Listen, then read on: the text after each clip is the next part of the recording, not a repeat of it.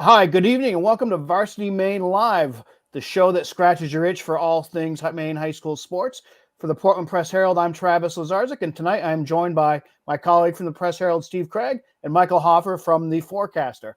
Our guest tonight is in her 10th season as the head girls soccer coach at Windham High School. She won Class A state championships with the Eagles in 2013 and 2014. Before that, she was the head coach at Falmouth, winning 3 of 4 state championships in her 4 years there. And right now, her team enters the playoffs at 14-0, number one seed in Class A South. Deb LeBel, thanks for joining us tonight. Thanks for having me. Like we just said, your team's 14-0, number one in a league that's very tough to accomplish that feat. Tell us what's working well for your team so far this season. We've got a really talented group of girls. One thing that I really feel like we've gone into the season with, and we've just grown stronger, is team chemistry. We don't have a lot of unselfish play right now. I have 2 different girls with over 20 goals. And I feel like in the past, sometimes, it's been a little bit selfish at times, but this year they definitely, sometimes I want them to shoot. But team chemistry and really having each other's back has been great. Deb, I know the girls themselves weren't part of those teams in 2013 and 14, but you were unbeaten those years as well. Does that help you sort of know how to navigate? Because sometimes coaches don't like the fact that they've got such a clearly defined target that they hadn't lost a game yet. So we talked about that at practice today. We brought back one of my old assistants, Jim Stewart, and he was great. He came to practice today with a shirt we had from the 2013 season, and he asked one of our seniors to look at that and compare it to our season, and it was very similar. We had shut out a bunch of teams. The only team we had tied was Scarborough, and then he said, "Okay, so now look down at the playoffs," and then the scores got very different. We won, a 3-2, maybe a 2-1, and maybe a 4-2. And what he told those girls was every single one of those games we came from behind. It's like they wanted to really just make every game a game, and it was it made the tournament a lot of fun to watch for us. It was a little gut wrenching. So, but there's a lot of similarities in terms of the players, just really hardworking, close knit group, and a ton of talent spread throughout the field. So it's really hard to key in on one player. Back then, and I would say we have a similar situation now. You can key in on one player, but you got to watch out for 3 or 4 others, because they're going to pick up the slack if you take one person, so to eliminate them. Coach, every year when I talk to you and to other coaches, they always say the league is so deep.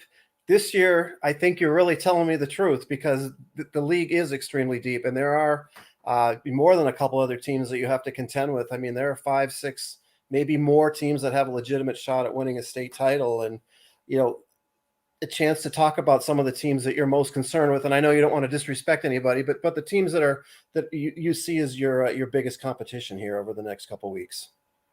I would agree with you 100%, Michael. There's you can't really discount anybody. 5 or 6 teams deep there.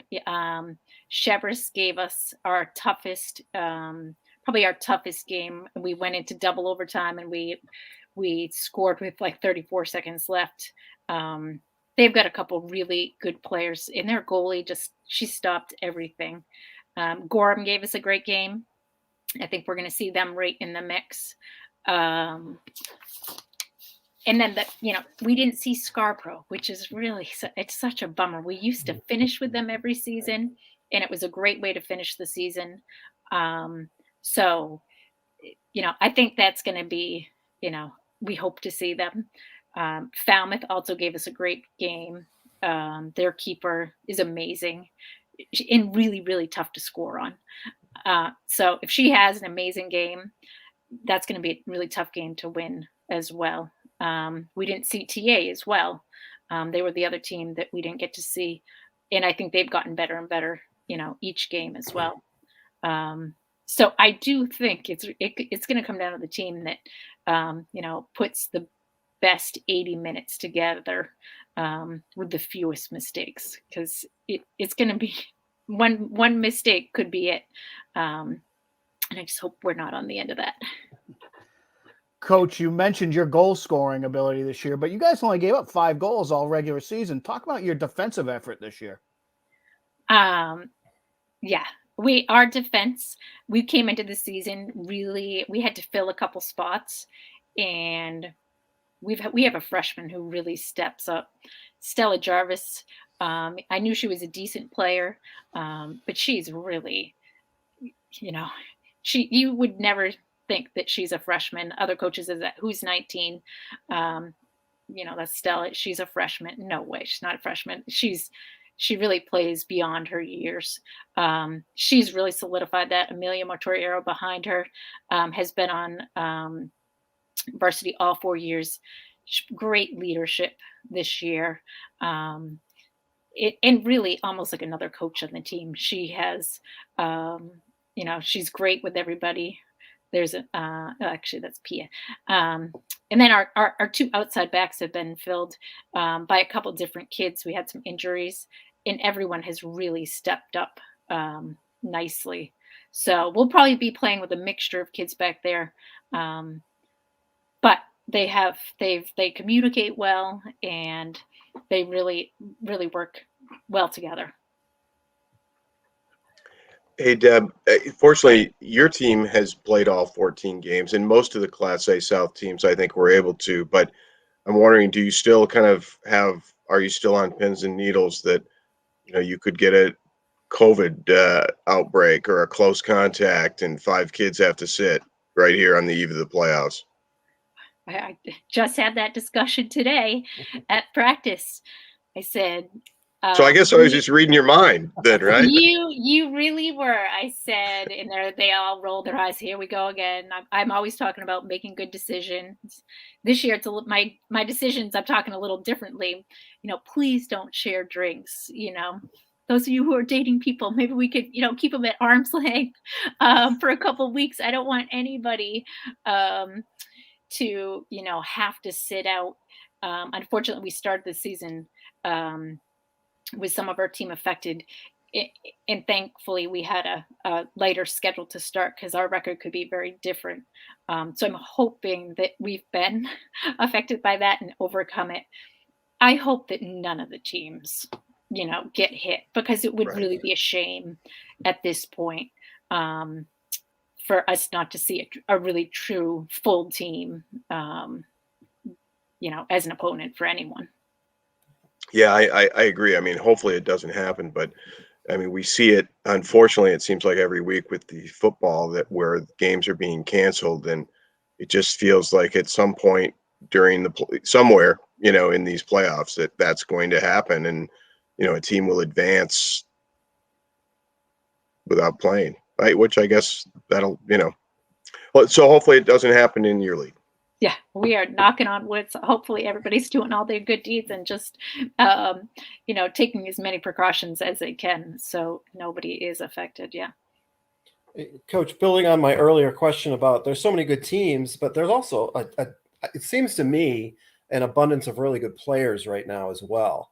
And not just in Class A. I mean, you're familiar with all the Class A kids, but you've got players like Maggie Cochran and Caitlin D'Apollonia and Ava Feely in Class B, and even some of the NYA kids in Class D. It just seems like it's a really healthy time for girls soccer. I mean, how do you feel about the state of the game at this point? I do think as we're starting to, vote for players and meetings are coming up, there's a lot. It's tough to narrow it down to. Even when you're voting for your own kids, it's, there are so many. And I really think that, the youth sports, there's, most towns have a strong youth organization. Windham definitely does. And I would, I thank them for that, because I think that really has helped our success in terms of the community, building these players at a younger level. And I do think it's really strong in the South, which has led to a lot of these strong players. What I'm liking about some of my team is they're multi-sport kids, which I'm a big fan of. So it's nice to see some of these strong players. One of my strongest players, Sarah Talon, her strongest sport is basketball, but her love for soccer, you see it out on the field. She's not going to give up. So I think that some of these multi-sport athletes, I've said to the basketball coach a couple times, hey, I'm grooming these kids well for you guys to have a great winter. They're getting a ton of minutes and a ton of great experiences in playing some of these tougher games. They should be ready for you. So I think it's carrying over as well. Okay, Coach, your game on Saturday mornings, your first round playoff games against Massabesic. What can you tell us about the Mustangs? Well, the first time we played them, we had a score of 8-0. It was pretty early in the season, second weekend. I'm sure they've advanced, gotten better. Everybody, as we've watched teams later in the season, they've all gotten a little bit better.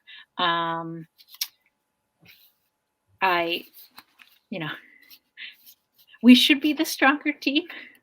But I do think, they've got a fairly strong midfield and defense. I'm expecting them to play probably a pretty defensive game. Sure. We do have some speed up top, which could cause them some problems. But they really have progressed as the season has gone on. Deb, I'd like to ask you a question that's not specific to your team or Class A South, but just I did look at the Class A South coaching list, and 7 of the 17 girls soccer coaches are women. Obviously, one is you. Is that a good number relative to the past? And what can we do? What should there be a greater emphasis, I guess, on hiring women to coach girls programs? I would say 7's a little low. Okay. I get really excited when I see some of the new coaches coming in and they're women. We've talked about this a little bit, Jean Zarrilli from Gorham and I. Why is it that there are so few women in the coaching? It's tough, though. I got to tell you, having little kids and trying to balance their schedule, I do feel like, and maybe I'm being a little sexist, the mom sometimes does take more of that role on. Even this fall, I had to, make a decision. My husband got a new job where I knew in our athletic director, Rich Drummond, he's great. He's like, don't give up yet. He said, let's see how it goes this fall. And it was great. I've surrounded a great group of friends and teachers who one friend drives my oldest to his practice every Thursday night because we have games. And I would say that that's really what makes it work, is surrounding yourself with a good tribe of people who are really willing to help you out at any phone call. I would love to see more,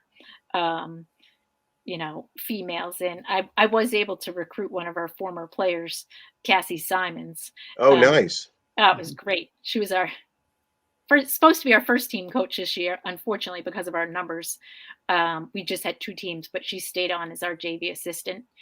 She was amazing with those girls.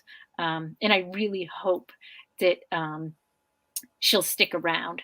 I'm not sure where her job, if it'll keep her in Maine. But I know there's, the new Bonnie Eagle coach was a former, Gorham player. She's had a great season as well. And I would say, I think Marshwood is the same. So it is really fun to see some women stepping in, and I hope it can continue, but it's a struggle. It definitely is. It's a juggling act to try to make everything without dropping the balls. And occasionally I'm like, yeah, I knew it was going to happen. And I just apologize and say, I'm sorry. Yeah. Well, and actually I miscounted. I didn't know that Bonnie Eagle had hired a woman coach. So let's make it 8 of 17. All right. So one step closer. Yeah. It is nice to see, and it's and I hope they stick around. I know the TA coach has young kids like myself, and as they get older, it's just tough. Unfortunately, this weekend, my son has a playoff game the same time I do, both 10 o'clock Saturday. Oh, Um, really? so I said, well, we both just have to win so we can support each other at our There you next go. game. So we'll see how that goes. Coach, a very important question for you. You've won 5 championships. I know you're going for a 6th. Your husband has 3. Does that ever come up at home? The fact that you have more, you have bragging rights in that regard. Well, it's funny. He's the one that brings it up. I would never bringing it up. No. Well, you should rub it in his face, and you can tell him I said so. Oh, I know. You know what I do love though? I love that when he does bring it up, I love that my sons hear it and that they see me as I hope a strong female role model. And they definitely are rooting for us this this upcoming couple weeks here, and they've gotten involved. My youngest loves being the ball boy, even though he's a little young. I said maybe you can do one more game, but after that it gets a little more serious. So Great. That's a great way to end this. Coach LeBel, thank you for joining us tonight. Thank you. Good Thanks, luck. Deb. Okay. We will now move on to Athletes of the Week, starting with Windham boys soccer player Sam Glikos. I hope I'm pronouncing that name right. I apologize, Sam, if I killed it. Sam's a senior captain, and he helped assure the #1 seed for the Eagles in Class A South with 3 goals in Monday's 3-0 win over Bonnie Eagle. Steve, tell us about Sam.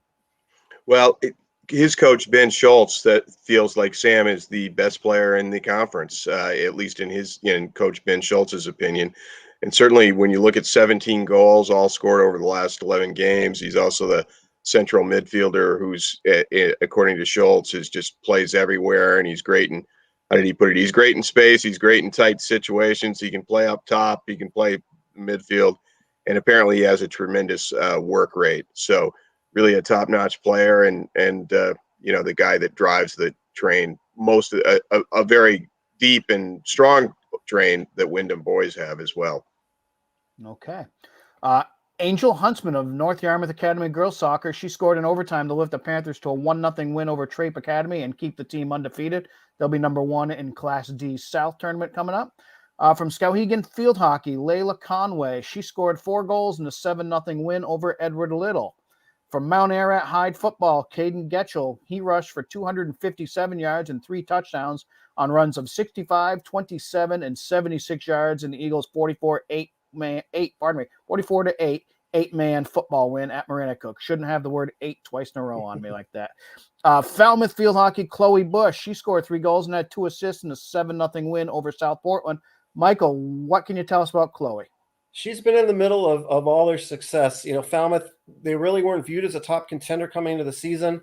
I think they've surprised some people with how well they've played. They just won their prelim earlier tonight, 4-0 over Marshwood. So they're on to the quarterfinals, and she's really the engine of that team. She scores a lot of goals, but she assists on a lot of goals as well. And she did score in the playoff game tonight. So any success Falmouth's going to have going forward, you got to figure she's going to be right in the middle of it. She's got some very talented teammates too, but if you watch Falmouth play, she's the one that really stands out to you. Okay. Emma West from Grey New Gloucester girls soccer. She scored 3 goals to pace the Patriots to a 6-1 win over Poland on Monday. She's a senior. Adelson Vidal, Deering boys soccer. He's a junior midfielder. He scored both goals in a 2-1 win over Thornton on Friday.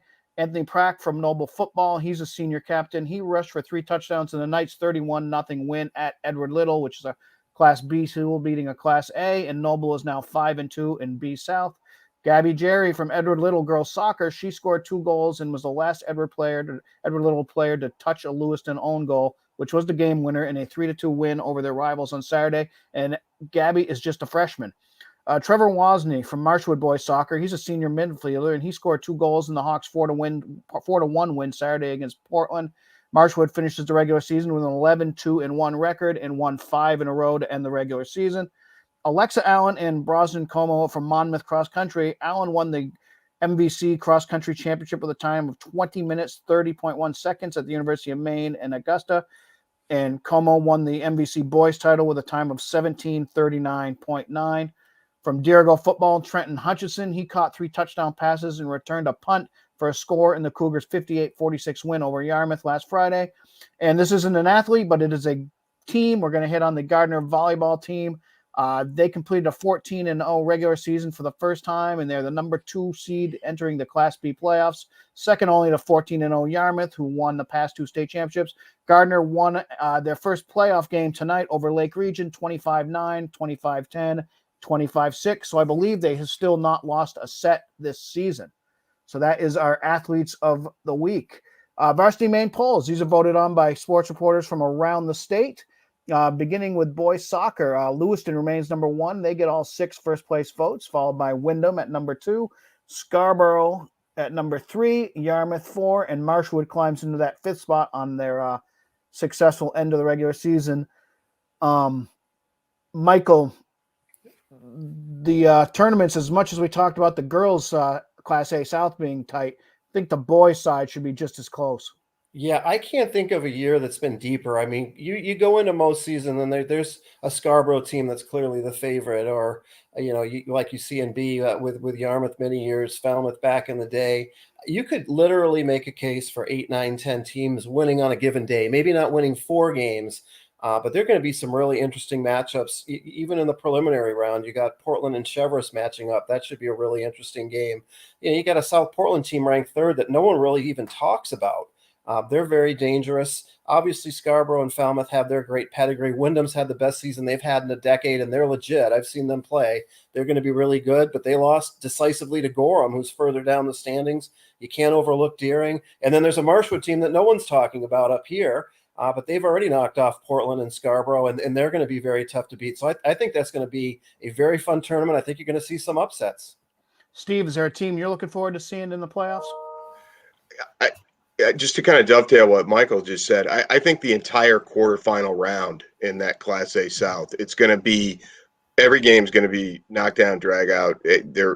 Every lower seeded team will have a legitimate chance, whether that's Cheverus or Portland that ends up playing number 1 Windham or number 7 Gorham, right? I mean, to me, this reminds me a little bit of 2014 when Cheverus came in as the 7th seed with a 6-4-4 record. I touched on that in the story yesterday, but the 6-4-4, they were like, oh, Cheverus, but they got hot. They played great defense. I remember that year they scored on set plays. That was the key. And a couple of the coaches I talked to yesterday mentioned that it's going to come down to corner kicks, free kicks, those set plays.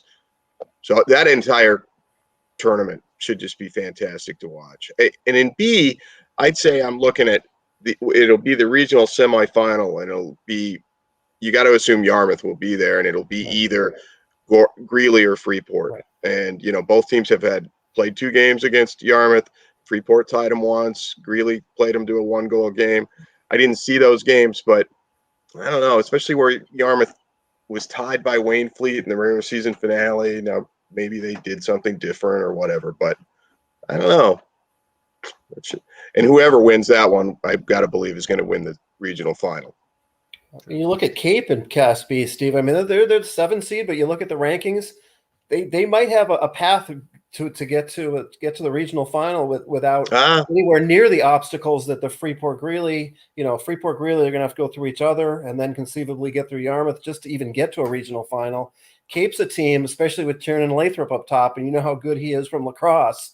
They're a team that can't be overlooked too. If you're looking for a dark horse in B, they might be the one. Yeah, and who knows? Maybe we're just showing our Southern Maine bias and sleeping on Erskine and Gardner. I think they're the 2-3 seeds, both of whom had very strong seasons.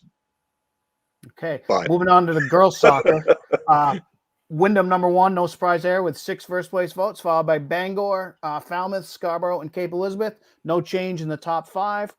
We kind of touched on the Class A South tournament a little bit with Coach LeBel. The Class B, I think, should be interesting. A lot of people are kind of assuming it's going to be Cape Elizabeth and Yarmouth on this collision course. I talked to Andrew Higgins, the coach of Yarmouth, yesterday, and he was like, just don't sleep on Madomic Valley and Erskine and some of these other teams. This is a tough league.